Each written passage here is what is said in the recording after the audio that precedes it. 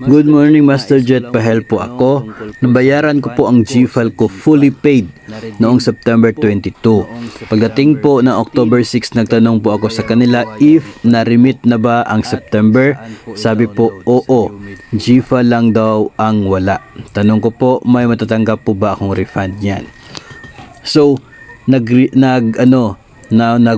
full payment sa GFAL September 22, and of course by that time tapos na po yung sahod, no, nagawa na po yung sahod, so talagang mayroon na pong deduction mula sa sahod for payment sa GFAL.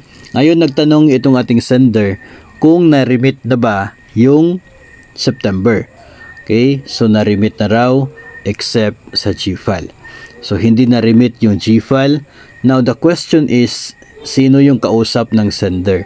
Okay, kung ang division office yung kanyang kausap at sinabi ng division office na na-remit na namin yung mga deduction for September including your premiums, tapos yung GFAL mo hindi namin na-remit, kung si division office po yung nagsabi niyan, then you can request the division office, or maybe kahit nga po hindi na kinakailangan mag-request kasi responsibilidad na po nila.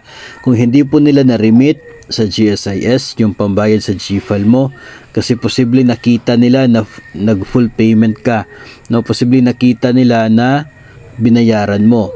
So ang mangyayari niyan, ang division office ang magre-refund ng GFAL payment mo, no. So yung nakadeduct sa yung sahod na supposedly i-remit sana sa GSIS pero hindi na-remit kasi nag-full payment ka na. So hindi po pwede na nandun lamang yun sa kanila, no? Dapat ibalik po yun sa inyo.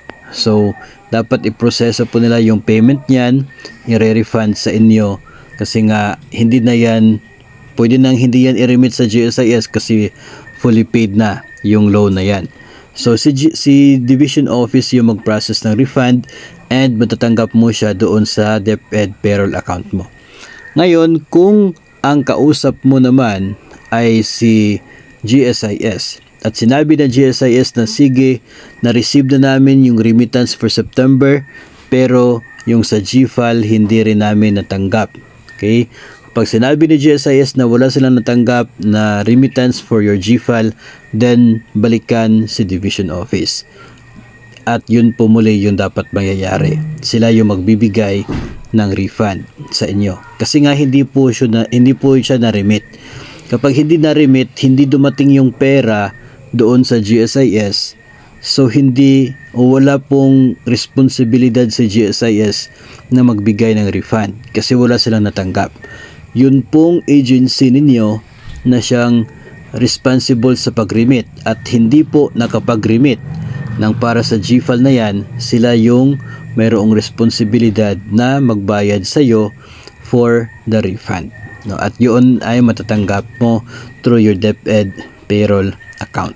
So ganun po yung mangyayari. May mga instances kasi na kung saan kapag bago po nag-lock ng kanila pong remittance sa GSIS, may cases na nakikita nila yung mga personnel na mayroong deduction for GSIS loans tapos fully paid na doon sa record ng GSIS.